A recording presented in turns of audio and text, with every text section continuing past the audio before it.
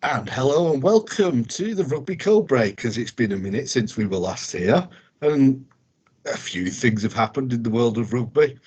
So without further ado, I'll introduce my co-host, the eminent Lawrence. Always good to be called eminent. Hello, good evening, welcome. Always good to be back. Yeah, we've been a little bit rushed and lots to talk about, hopefully. So, yeah, good stuff.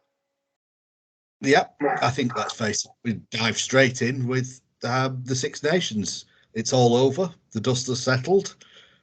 To no one's great surprise, at least no one on this show, Ireland have won the Grand Slam. Yeah.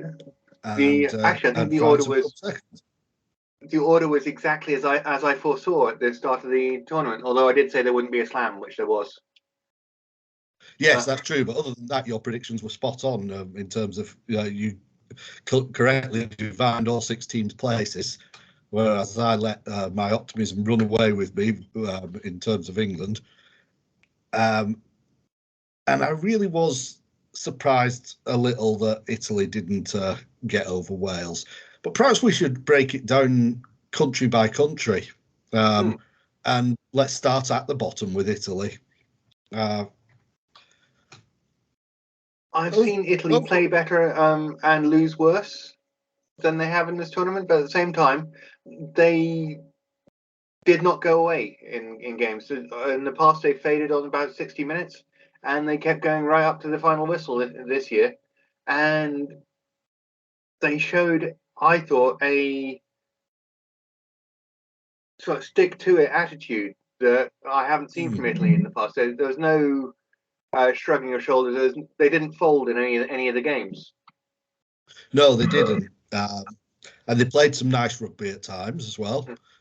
They certainly showed an adventurous spirit at times. I think the big problem for me, and what they'll really rue looking back, is that they weren't able to maintain their discipline. There were crucial moments where they, they picked up yellow cards.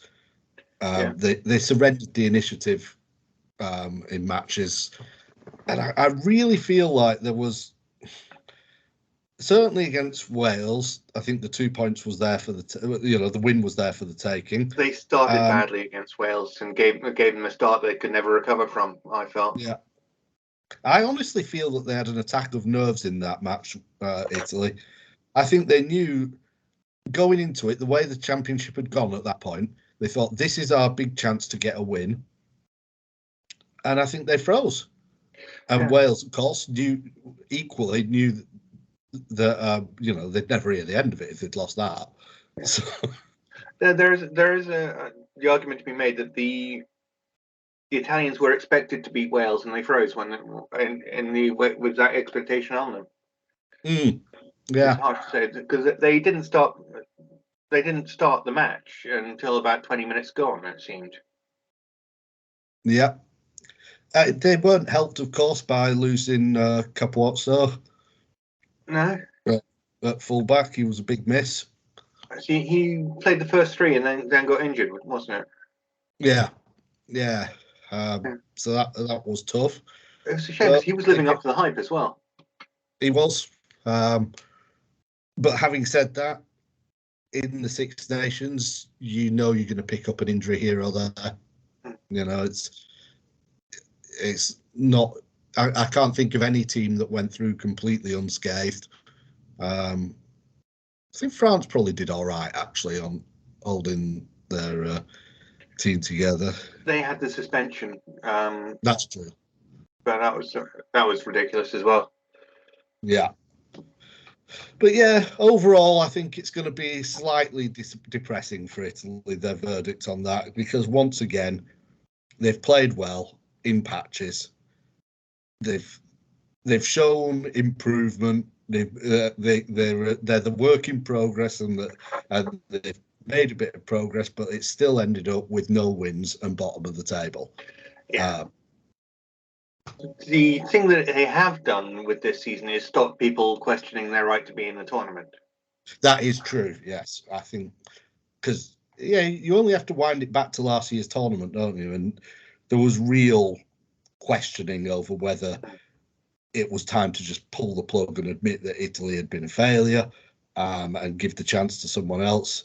And then I suppose in the wins over Wales and Australia in the autumn series, redefined them a bit. And yeah, they've been competitive enough in this. Yeah, tournament. and I think that's the key word. In all their games in this tournament, they were competing. They weren't blown out in any of the games, unlike England. We'll get to that, and I'm sure you will relish that particular discussion. Moving on to Wales, however, the second coming. I thought beforehand that it was a mistake for Gatland to come back and take that job, and so far I think I was right. It's very much been the feeling that you can't polish a turd. Yeah. The senior players are too old now. I think I'm amazed to see Alan Wynne-Jones still going. Yeah, I mean, what's he now? 64. Thereabouts. Him and Johnny Sexton, isn't it? Yeah. I picked Reece Zammit as one of my potential players of the tournament before this started, and I think he played one game. I think Gatland did a lot of chopping and changing, didn't he? And perhaps that's understandable, really. He hadn't had long with the team. He knew they were in dire straits. He needed to experiment to find out what his best team was. And I suppose if there was a positive that you're taking out of this as a Welsh fan, it will be that after this tournament, heading towards the World Cup, Gatland has a much better idea what his best Welsh team is than he did at the start of the tournament. And yeah, if you can keep Dan Biggar away from journalists, that would be a big help to the Welsh as well, I think. Yeah. It might also be really helpful to Gatland if he could keep some of his other ex-players away from journalists. Everybody's weighing in with their two pennyworth about what's gone wrong and what needs to happen. Sam Warburton, of course, is employed by the BBC, so obviously he's going to have an opinion. But it can't be easy when you've had so much success and so many successful former Welsh players weighing to say what's wrong with the current generation. Yeah, it's crazy in a way, because one of the things I saw on Twitter when Ireland were playing England and heading towards the victory was someone saying that Alan Wynne-Jones has more Grand Slams than Ireland. Yeah, that's extraordinary, isn't it? I mean, I know he's had a long career, but even so, that is quite an extraordinary start. And the other thing I'd say for Wales, I suppose, because I don't think they were even at their best in this tournament, they were not what you'd call impressive. But we've seen Welsh rugby in absolute nadir depths before, and then it recovers. You think back to like the late 80s and Jonathan Davies and losing to Romania just before Jonathan Davies went to rugby league. Everything. You think that was as depressing a time as you can imagine to be a Welsh fan, I'm sure. And Ireland in the 90s, similar. Again, they were perpetual wooden spoon, almost a laughing stock. Yeah. So it is possible to rebuild from those things. I suppose the debate I keep seeing about Wales is, can they sustain the 4 regions they've got? And if not, what is the best solution? Are they better cutting a region? Or would that actually be counterproductive in the long run? I still think their best bet is to, as Gatland said back in the autumn, is stop bringing in foreign journeymen Yeah. Promote your own youth talent, develop people, and with the club competition featuring Irish teams, Scottish teams, and South African teams, there's actually a good breeding ground there for them to play in, as well as the Italian teams as well. Yeah. And that's got to be a great competition for learning in, I'd have thought. You would think so, wouldn't you? I mean, it's almost like a little international tour of its own, isn't it? But then you hear that, you know, there was this talk of a merger between Ospreys and Ealing Trailfinders,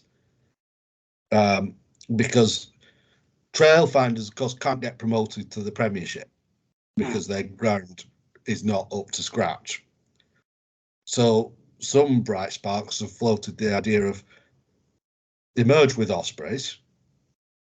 I think the terms would be that at least 13 Ospreys players would be employed as part of the new merged club, and Ealing would take the place of that franchise in that competition, playing the Scottish regions, the South African teams, and so on. I mean, you and I can remember similar mergers in rugby league not too long ago. I'm thinking Sheffield and Huddersfield. The Huddersfield experiment, yes. Yeah, both of which ended up within a season as being not a merger, but just a club disappearing.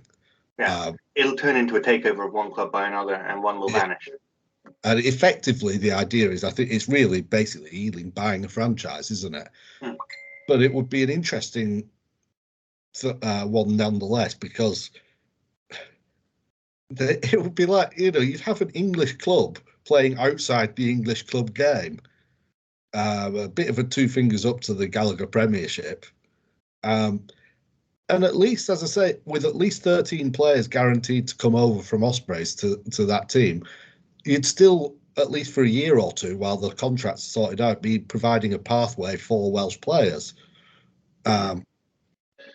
Whether it could work or not, whether it's even a serious idea or not, I'm not sure. It feels horrendously short term as a solution.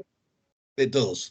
And I get the impression that from Ealing's perspective, the whole idea might just be to try and force the hand of the Premiership to reconsider and let them in. Say, you know, if you think, you know, our stadium's not up to scratch, well, there's other competitions that will take us. They could almost apply to join that competition in their own right, I guess. Yes, that would be an interesting idea as well. Would they just take an English club anyway? Yeah. But back on the subject of Wales, as I say, I suppose there's a little bit of optimism there, just in the sense that maybe Gatland, by the end of the tournament, has managed to steady the ship a little bit and give them something to build on heading into the World Cup. But I think I kind of would have liked to see them blooding more youngsters in the tournament. Look like they're developing not just for this World Cup, but the one after. Yeah, that would be reasonable. I suppose there's an argument to say that you keep the old guard until the end of the World Cup, and then you unceremoniously boot them. But I guess some of them will have been trying to. This will have been their retirement point in their head. Yeah, that's true. I suppose with hindsight, you could look back and say, actually, maybe Pivac should have gone before the autumn series. If he brought Gatland in, that he could have done all this tinkering in the autumn series and started the Six Nations with that idea of a more settled team, a better understanding of what he had, and see if he could move on from there. But that is, as I say, purely hindsight. It was never on the cards, so you can't blame anyone for not doing it. But I think looking back, they'd probably be thinking, actually, that might not have been a bad plan. It depends what you see the purpose of the autumn internationals as, really, doesn't it? I think they're a big event in their own right now, but let's face it, I think most domestic fans would happily take getting battered in the autumn series and then having a great Six Nations and World Cup following it. Yeah, That's certainly the Eddie Jones approach. Let's face it. Definitely. Yeah. Yeah. Moving on to, from Eddie Jones, we come to England and talk about a mixed bag of a Six Nations. I saw a great tweet with the director, I think it was Passion of the Christ, and Jim Caviezel as Jesus all bloodied up with thorns and looking battered to hell, and it was the caption underneath was on the right, the director was the England fans complaining about only winning 2 matches in a season. On the and the bloodied figure being Italy fans going, "You want to talk to us about not having a good season?" And England still won 2 games, and it's a tragedy for them, which is, I think, shows where the expectations for England are. But at the same time, they've finished mid-table, and they're calling it a catastrophe. Yeah, I think the problem for me as an England fan watching them is that even in games, even when they had the upper hand in games, they virtually never looked like scoring. They seem to need. We spoke about it right after the Calcutta Cup, but I think it remained true for the rest of the tournament. They need so much ball and field position to turn it into points. And you compare that to Scotland or Ireland, you give them a sniff and they're in. I was watching a breakdown of England's attacking patterns earlier today, and it was being suggested that when Marcus Smith is on the field by himself, he can't take the ball into contact because there's no one else to organise the attack. When he plays with Farrell, Farrell has a pod of players that plays with him, and Marcus Smith has a pod of players that plays with him, and the two can overlap and combine, which is a hangover from the Eddie Jones days that Nick Evans is trying to work with. But when you just have one or the other, the players don't know what to do in attack because they are being taken out of the system that they've been using for the last 3-4 years. And that might be something that they can work with overall and eventually get to a new point. I think it would be a pity if Marcus Smith ended up being hung out to dry after the France result. Let's face it, he got his big start and England got absolutely mullered. Yeah, is Marcus Smith going to be? Is he going to be Danny Cipriani or is he going to be Johnny Wilkinson? Yeah. So Cipriani was hung out to dry after a big loss to the South Africans, when after they finally gave him a go. It was pouring with rain. It was not his métier, and they after that he never started again. I don't think. Yeah. It would. I think that a lot of people have high hopes for Smith, but they haven't solved the Smith Farrell problem yet. England, and it did feel like after the France game, it was quick, revert to type, put Owen Farrell back, because at least it won't be a disaster. But when you get a thrashing like England got against France, it's not your fly half that's the problem. No, it's everything else. Yeah. As well. Yeah. Exactly. You've got to, you're getting beaten in the forwards, so you're getting beaten on the edges.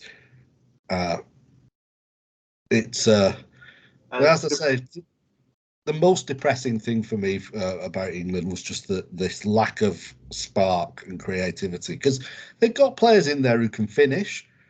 I think in Ellis Genge and Carl Sinclair, they probably have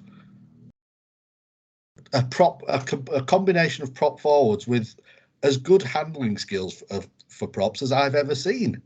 I can't think of a pair of props who use the ball as well as those two. Although I did have to say, in the Ireland match, the fact that England scored a try from a proper maul, that did my heart good. I remember that. Getting turned over by both the French and the Scots at Twickenham has got to hurt, though. Yeah. let's face it, you expect Twickenham to be a bit of a fortress. It certainly wasn't this year. But England didn't even look that convincing beating Wales. They dominated most large chunks of the game, but they didn't come away with a big score or anything against the Wales team that was pretty ordinary.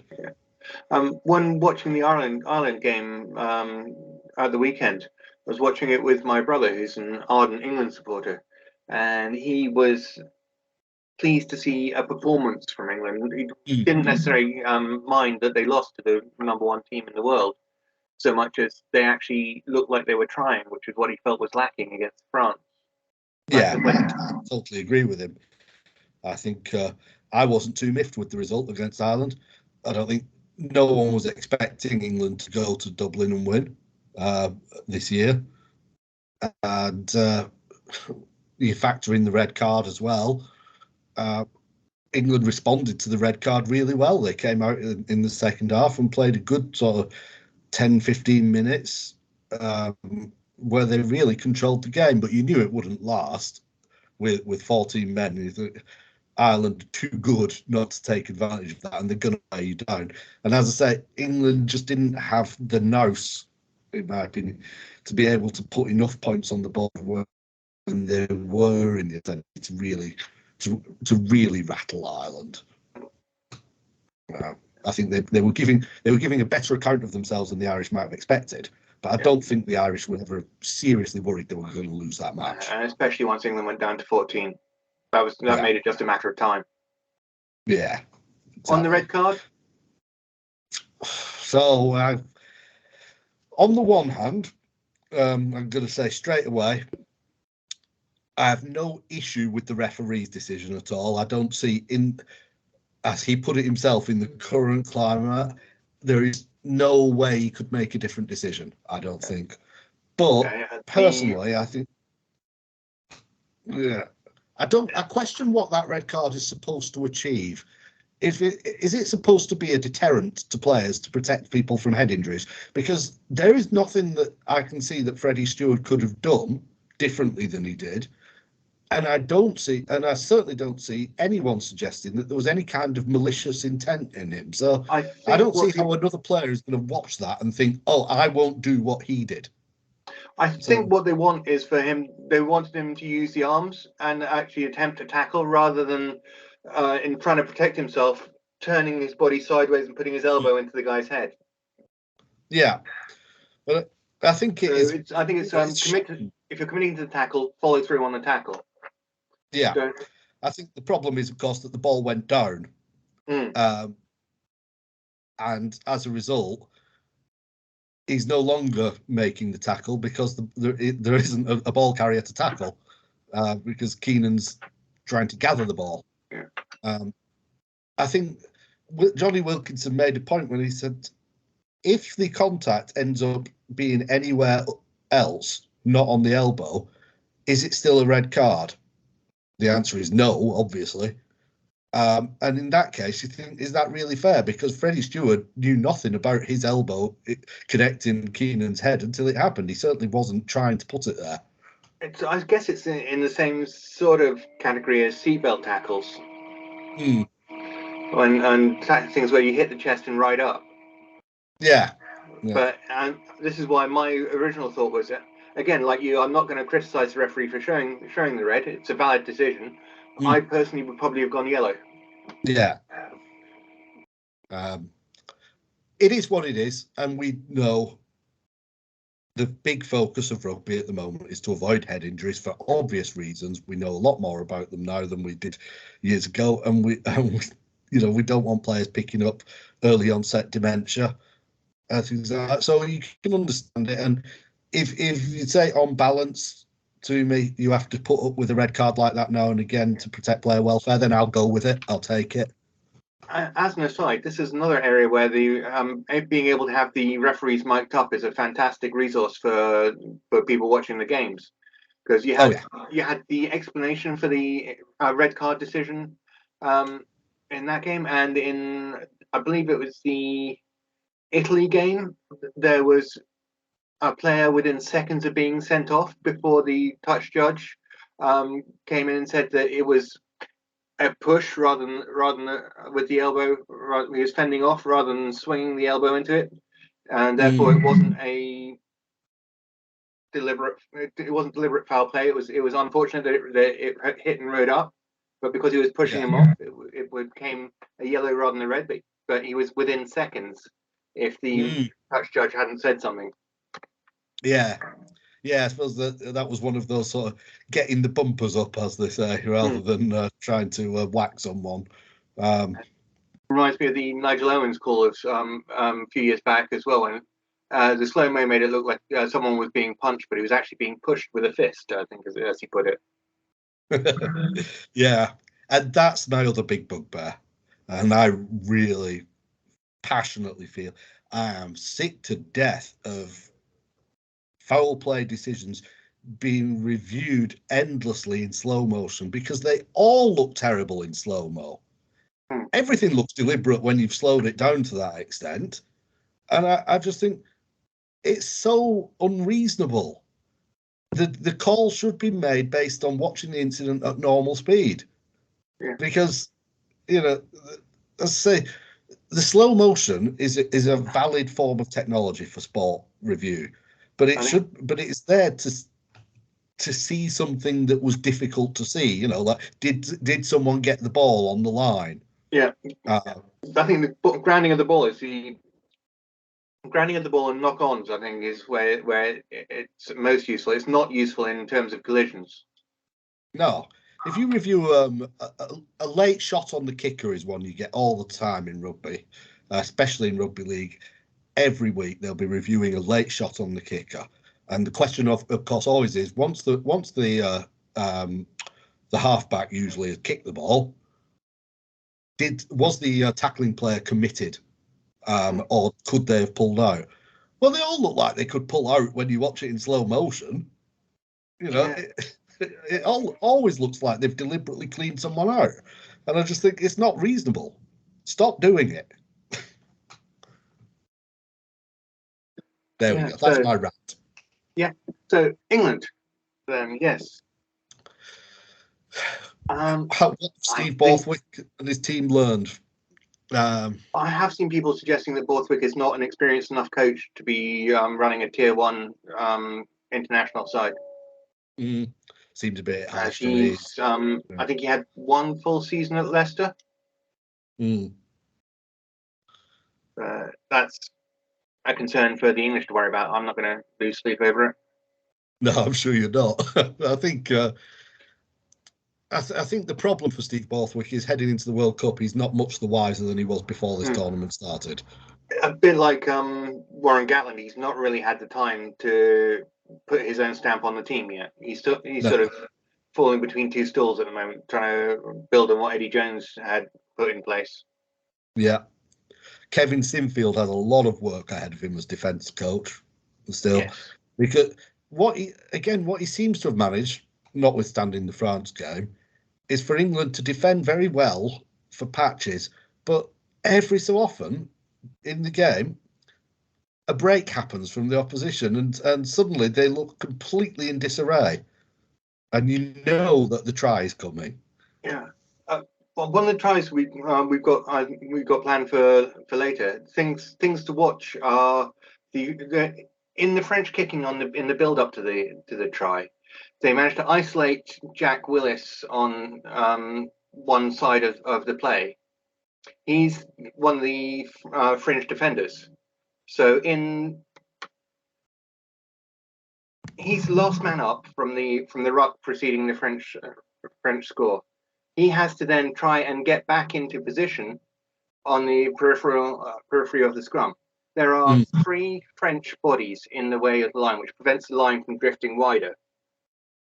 Yeah. And as a result of it, of those 3 bodies there, onside, not interfering with play, not illegal, just ambling slowly backwards. It stops the English line from sliding over and lets the French turn the corner. And that's basically where the break occurs. And Jack Willis is not able to get back into position. He's trying to get round into a position to make the tackle. Whereas if he had just been able to slot in at the side of the ruck, the line could have drifted over. But with those 3 French bodies there, they couldn't drift over. And that's the sort of the sort of planning that they have to look at in order to make sure that you don't get key personnel stuck out of use. Yeah, don't let the opposition isolate you. However, moving on from England, we come to Scotland.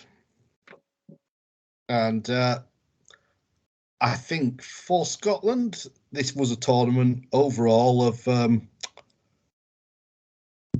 it was the progress that you kind of expected to see, and it would have been nice to see a victory over one of the two big hitters. But the main thing was there were no slips. Yeah, they matched expectations before the tournament, I think. The French game was weird with the 2 red cards in the first half, and that really confused the issue. I think Scotland had a chance at the win in that game. They shipped 1 try when they were a man short, and 1 when they were in disarray shortly afterwards on the intercept. It was an unusual game where I don't know how much you can take from it, but the spirit they showed in trying to come back was heartening. Yeah, it was. And if I were a Scotland fan, perish the thought, but we'll go with it for the moment. I think what would please me the most is that in this tournament, Scotland won the games they should win. Which too many times in the past, you'd see Scotland turn up, put in a great performance against a team that they didn't really have a right to be in a match with. They wouldn't win it, but they'd take them all the way and it'd be fantastic. Then they'd follow up the following week by losing to somebody who they should be taking to the cleaners. Yeah, the 3 try head start they gave Italy a few years back springs to mind for that sort of thing. Yeah. But, and again, I think it's a measure of where Italy had developed, that the last minute try for Scotland at the weekend put a gloss on the scoreline that probably wasn't there. But at the same time, Scotland did what they needed to do. They flirted with defeat and then made it look good. Yeah. But the key thing is that they didn't lose, which they would have done in previous years. Yeah, exactly. They look like a team with a certain amount of belief, to me now. They're not there to make up the numbers. They know they're good. They're not perhaps as good as they want to be yet, but I think they're fairly confident of getting there. Kinghorn looked quite good at 10 as well in the final game. Yes, and that was an interesting one, wasn't it? Because Russell had come back in, done his bit, where you say, "Wow, I mean, this guy is a special fly half." Seen off Hastings. Yeah. And Kinghorn, you think, well, now he's on the outs, but he gets his chance in the Italy match. Oh, I'll just score a hat trick, shall I? Yeah. And that's a nice situation for Gregor Townsend to be in, heading into that World Cup. And think, I've got 2 quality 10s. I was trying to work out whether a hat trick by the standoff actually signified anything. Does it signify poor creativity or is poor defending, do you think? I don't know. I think it's probably a testament to Kinghorn's reading of the game, to put himself in the position to be on the end of moves. It's not really what you expect from a fly half. No. They are very much the providers, rather than the finishers. But I mean, he'll take it. Did you see Van der Merwe's try to start it all off as well? Yeah. The fact that he's at 90 degrees to the pitch with his legs basically in the stands whilst he's putting it down. Yeah, it was a special finish. I'm just going to stick my rugby league hat on for a moment here, though, and say we see those literally every single week in Super League. Every week, people are grounding the ball from outside, right in the corner. So how would Van der Merwe go in rugby league? Oh, I think he's got all the attributes, hasn't he? Look, he's a big, strong unit. He's fast. He's got a good step. He can fend. He can finish. He's tall, so you've got the option of cross-field kicks to him. I think he'd be a fine import to rugby league if that were ever on the cards, which it won't be. If only there was still the money in rugby league. Exactly. There's absolutely no reason why he would want to entertain the move at the moment, unless maybe a position opened up in the NRL. You could think, oh, the move to Australia. I guess a winger's a winger. Yeah, so. But I can't see anyone in the NRL looking at rugby union anyway. So they don't need to. Yeah. So. Yeah. But he could do it, definitely. But overall, for Scotland, it was a good tournament. It would have been a great tournament had they knocked off France or Ireland. Yeah. Jamie Ritchie said that he felt that the Scottish tournament needed to have 5 good games, and they had 4.5. I'm not sure I agree with him that they had 4.5. I'd say they had probably 3, and I think you put it as 3 and 2 halves. Which is not quite enough, especially when the 2 halves are against the 2 best teams. Yeah, I think so. I think it puts Scotland very much in the situation going into the World Cup of right, we know where we are, and it's the best we've been for a while, and we also know the level we need to be at to really, if you want to be going semi-finals and beyond in the World Cup. Yeah, it just makes me sad with the way the groups are organised. You've got France, South Africa, and Scotland all in the same group, and not all 3 can get out. Yeah, it's a strange situation, isn't it?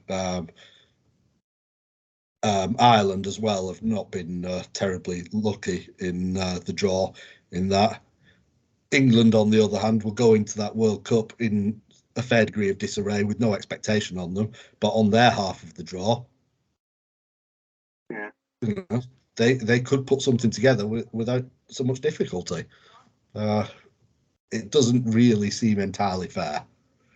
No, it's not the best organised World Cup I've seen. We can get into the being sniffy about it in a later edition, I think. But yeah. Moving on to the top 2, France and Ireland. I think all of us know exactly no more than we did before the tournament started, which is we knew that they were the 2 best teams in the competition. We know that they're 2 very, very good teams. And now currently 1 and 2 in the world. Exactly, yeah. I think you and I both felt that Ireland having home advantage over France would be a decisive factor in who went on to win this tournament. I think Ireland do look just slightly the more complete team to me than France looked strangely subdued in the game against Ireland, as if they didn't quite know what to do when people were better than them or outplaying them. Yeah. And given that Sexton wasn't available at the beginning of the tournament as well, there was a little opportunity there. Do you think that they missed out on? On the other hand, for Johnny Sexton, what a hell of a servant he has been to Irish rugby. It was nice to see him breaking the point scoring record for the Six Nations in his last Six Nations game. He deserves that. The fact that he went through with a flawless kicking performance, he nailed every goal kick, then just picked up a little injury at the end. That was the only tiny fly in his ointment that day. Yeah. But, as I said on our previous shows, I can remember when people were questioning Sexton right at the beginning of his Test career. He's okay, but he's no O'Gara. Exactly. Now you look back and you think, well, Renan who? Yeah, he's set himself up as probably the greatest Irish 10 ever. I definitely think there's a shout for that, especially now that he's added slam to it. Yeah, he's got it all now. All the records you could want, and he hasn't. I don't want to sound like I'm doing Ronan O'Gara down because he was a very fine player, but Sexton has more to his overall game than Ronan O'Gara did. Ronan O'Gara, I think, very much in the Rob Andrew, Craig Chalmers school of tactical kicking, positioning, and feeding. Yeah, much more than Sexton, who's got far more all-round game. yeah. He carries more attacking threat with ball in hand, doesn't he? As well. I think, as you say, Ronan O'Gara was in that mould of Rob Andrew, that sort of the safety first fly half, the guy who's going to make the right calls, the percentage plays all the time, and he's going to execute them, and that's a very useful thing to have in your team. But I think perhaps in the modern game, fly half demands a little bit more than it did in that, sort of nearly 20 years ago. Yeah. It definitely seems to need the bulletproof self-confidence of a Finn Russell, it seems. Yeah. But overall, Ireland will definitely be heading to the World Cup not expecting to win it, but intending to win it and believing that they can win it. They've got to be in amongst the premier favourites for the tournament. I mean, it's a World Cup. Now that they've stopped choking, I would never write off New Zealand. But you can't write off New Zealand. It's absolutely true. You can't write off South Africa, who have also shown over the years that they tend to get it right at World Cup time. Yeah. The French have the home field advantages on their side, I guess. Yeah. Australia have Eddie Jones. Another second coming. Yeah, a really interesting little subplot in itself, isn't it? It's going to be an interesting tournament, as we say. We will pick apart the structure of it in a later instalment of the show. It does look though that for the tournament favourites, you've got 2 northern, 2 southern hemisphere teams in the 4 standout candidates for it, which is quite good. And given that only 1 northern hemisphere team has ever won it, yes, it's good to see. Yeah. And in fact, only 2 have made the final. Only England and France have made the final at all. But you would think Ireland would be crushingly disappointed if they don't at least make the semis. Yeah. I think that's got to be a minimum expectation for them based on where they are at the moment. Those 4 would want to be the semi-finalists. So anything else, I think, would be falling short of expectation. Yeah, definitely. For the likes of England, Wales, Scotland, Australia, Argentina, they'll all be thinking, if we can crash that party and get a semi-final spot, we will be very happy. Yeah, that's a good tournament for them at that point. Yeah.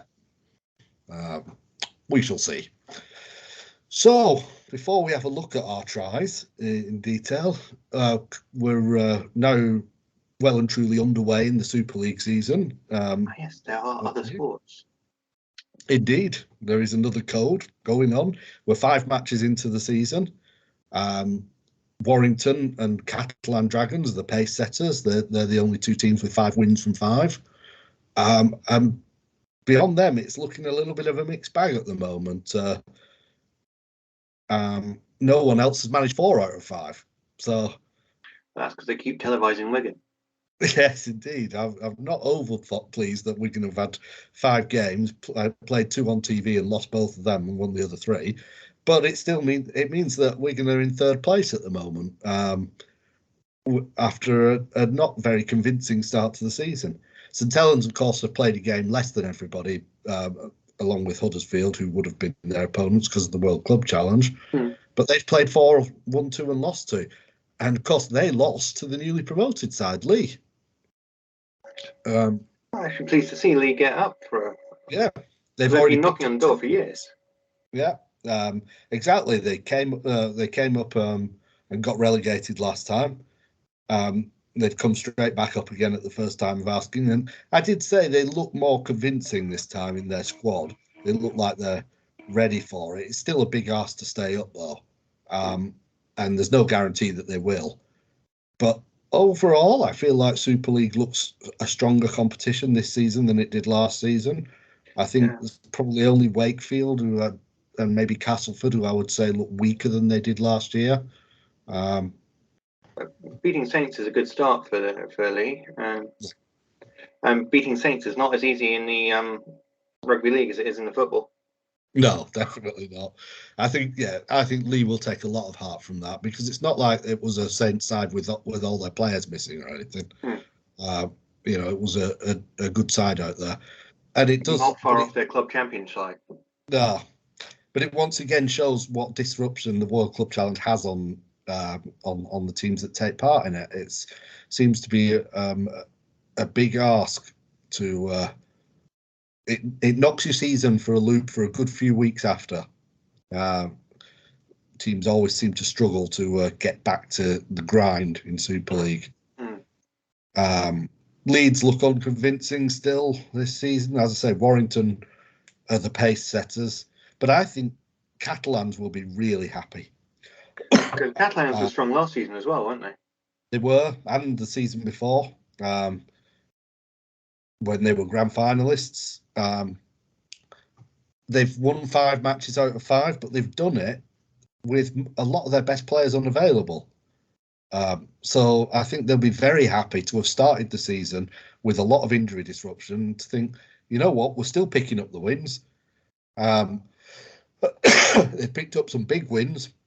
They won at Wigan for the first time in like 11 years. Tom Johnston was their big close season signing from Wakefield. I've thought for ages he's the best winger in the competition. We've wondered what he would do at a big club, and what he would do is exactly what we thought. Is I think 8 tries already or something. It's 2 hat tricks. Nice. Excuse me. So I do think they have a real chance of winning the championship this year. That'd be cool. I think it'd be nice to have the league champions outside of the north. Yeah, I thought it'd be London before it'd be Spain, but yeah, south of France. Outside of that big 4 that became a big 3. Let's face it, the fact is Super League started in 1996, and there's still only 4 teams that have ever won it. One of those were Bradford, who've been relegated for over 10 years now. So it would be nice to see a winner outside Wigan, Leeds, and St Helens. Obviously, it's not going to be Wigan. It wouldn't mind it being Catalans. Yeah, I'd even wouldn't mind it being Warrington, though. It would mean that none of us would be able to keep doing the "it's always your year" chants at them anymore if they did actually win it. You just have to it's finally your year. Yeah, exactly. I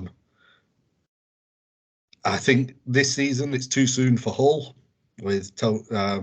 I think Tony Smith is the kind of coach who can get them to be championship contenders, but he needs more than one close season to do it.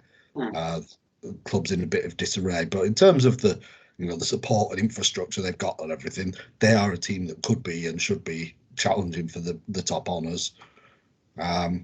Leeds are always a possibility as well. They don't quite look convincing to me for championship fodder this season, but they've also knocked off St Helens, so and at Saints, so nice. You can't write them off. We shall see how that season unfolds. I think there's the thing with the rugby league, with the Super League season. It's always very strange because it starts off in bad weather. It starts off in February, and then the weather picks up mostly, and then it gets really grotty again as you head into October and the grand final, which does have an effect, I think. Certainly for a team like Wigan, who've got speed to burn in the outside backs, you think, yeah, they might start the season a little bit poorly in the poorer weather, but when the pitch is hardened up and everything, it'd be hard to defend against them. But what happens? Like racehorses needing firm ground. Yeah, totally. They are thoroughbreds. So, all things considered, it's an interesting start to the season. It looks like a competitive league. I still think, come the end of the season and the playoffs, you'll still be looking at St Helens as favourites. Yeah. Whereas the English Premiership in the Union, Saracens still running away with it. Sale in second place, which is actually quite nice to see, and Bath not quite dead yet, still tied on the bottom with Newcastle. So this least said, soonest mended on the English Premiership, I think. Yeah, I mean, it's hard to believe, isn't it? You think years ago, back in the 90s or something, the idea of Bath fighting relegation would have seemed utterly unthinkable. Yeah. But who knows? Yeah, yes, indeed. Right. With that said, let's have a look at some tries. I'm going to share my screen as always, and this is Scotland finishing match against Italy. They're just going to put this one into touch and have done with it. Advantage.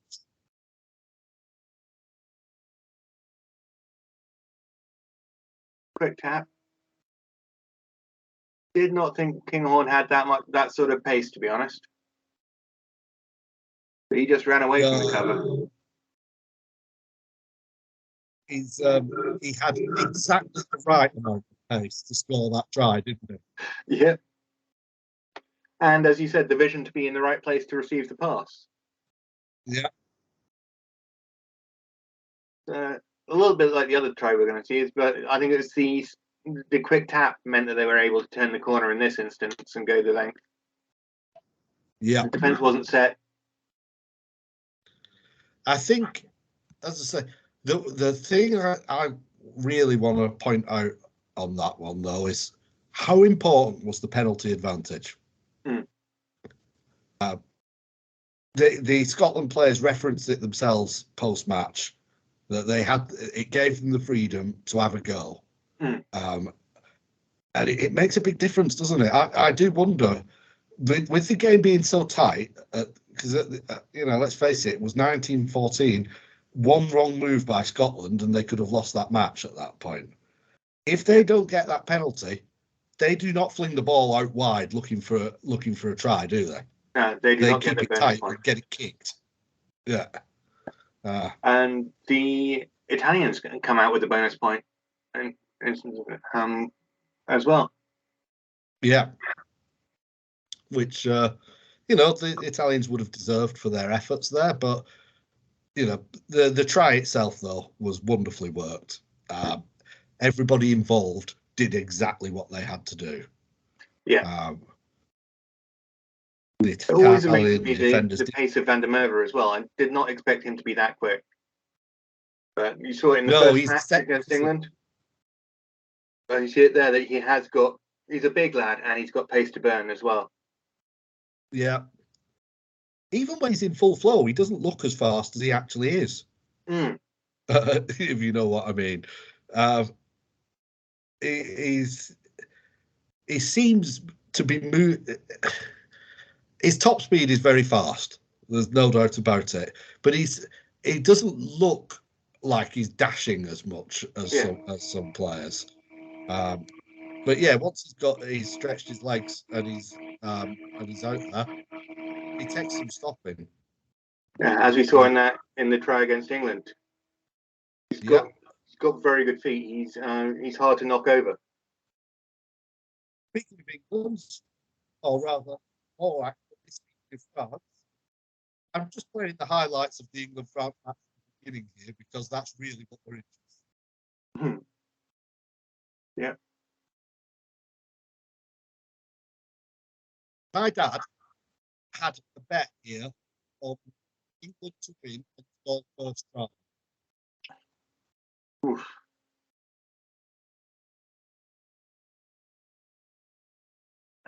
Again, the English defence not being able to drift there, meaning that the French were able to turn the corner and then no one was stopping them at that point. No, quite. It's yeah.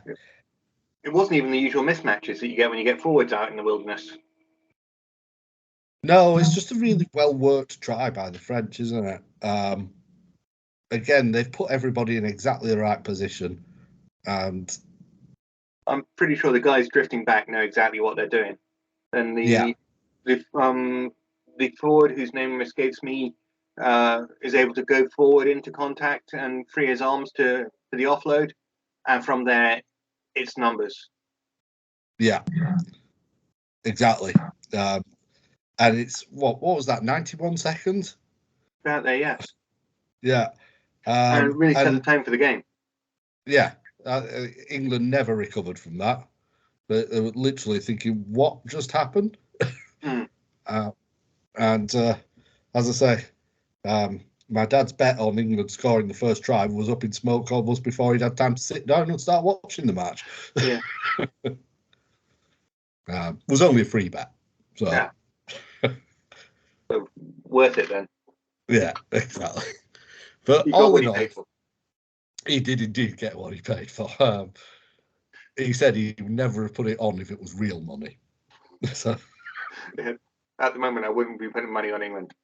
No, certainly not to score tries. How frustrating was it from that point of view, watching Anthony Watson showing so much good footwork time after time, but never, ever, ever getting put in space with the ball to to actually use it in an attacking sense.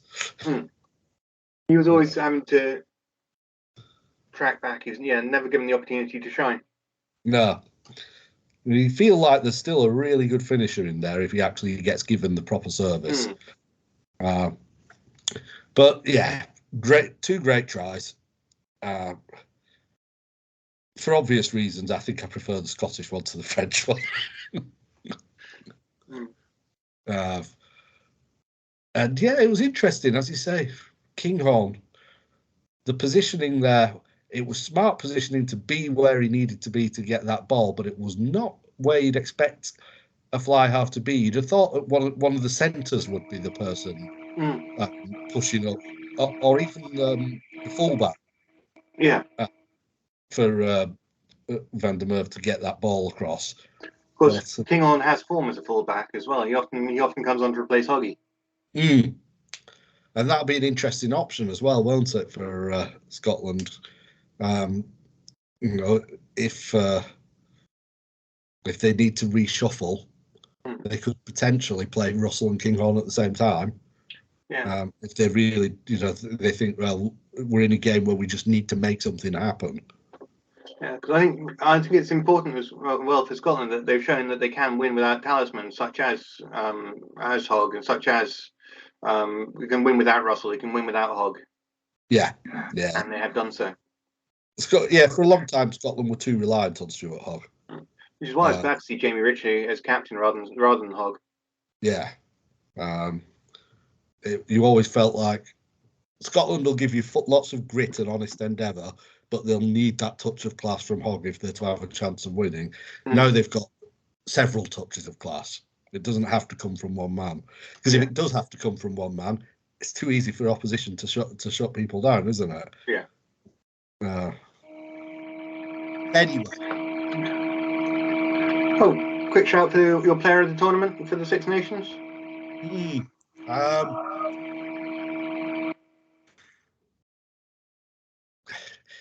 I feel like I should be picking an Irish player because they had an almost picture perfect Grand Slam. Even when they weren't playing their best, they were still comfortably winning. But they seem like it was such a team performance. It's hard for me to grab someone and say that's the standout guy. So I'm going to go with Finn Russell. Not a bad shout. What about yourself? Yeah, I'm trying to remember the names. It's a French winger. I know. I think it is. Yeah. He had an outstanding tournament and was unstoppable in places.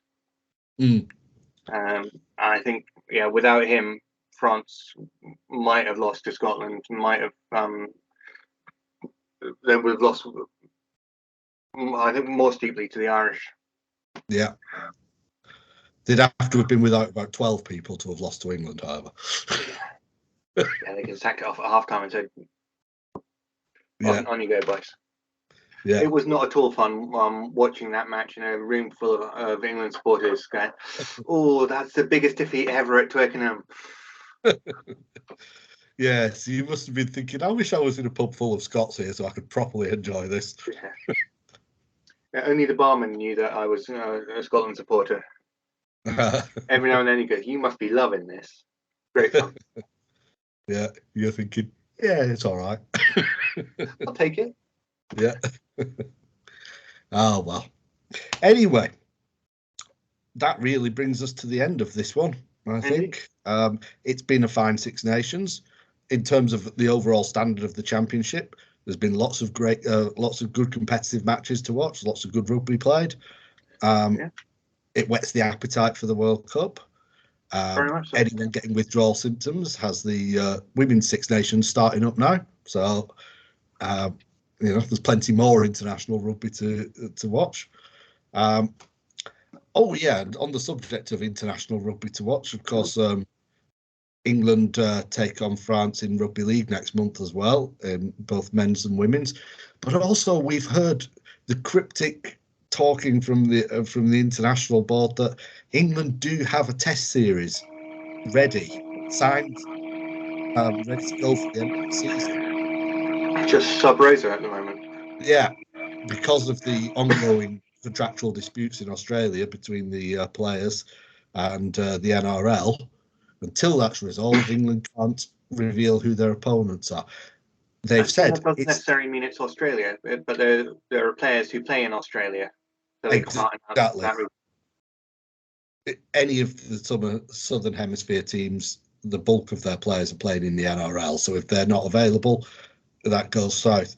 We've been told it's the sort of team we might play in a World Cup quarter-final or semi-final, for example.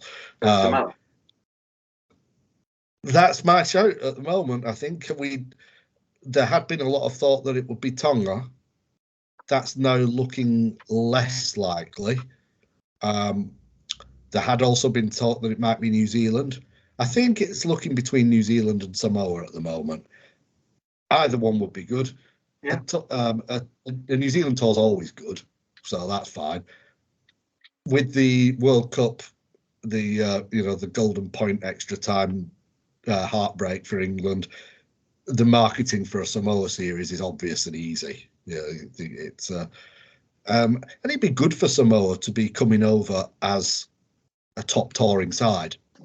It would show how far they've come. So I'd be very happy with either of those options. Yeah, I always reckon that if Rugby League wants to promote its international games, it should have them. Yeah, that's the main thing, isn't it? Actually have international games. It's a shocking, iconoclastic, groundbreaking idea, but maybe it'll take off at some point. I'm just thinking outside the box here. Yeah. We shall see. Hopefully we'll find out sooner rather than later. I mean, at least the NRL competition is actually taking place at the moment. So the dispute hasn't got so bad that the players have down tools and called strike, as was feared might happen. So hopefully we're close to a resolution. And then finally everybody can get their plans finalised. So that sounds like a watch this space kind of deal. Definitely. It very much is. And so on that bombshell, we shall love and leave you all. We'll see you next time. Thank you very much. I've been Martin. He's been Lawrence. And we'll see you in a couple of weeks' time. All the best.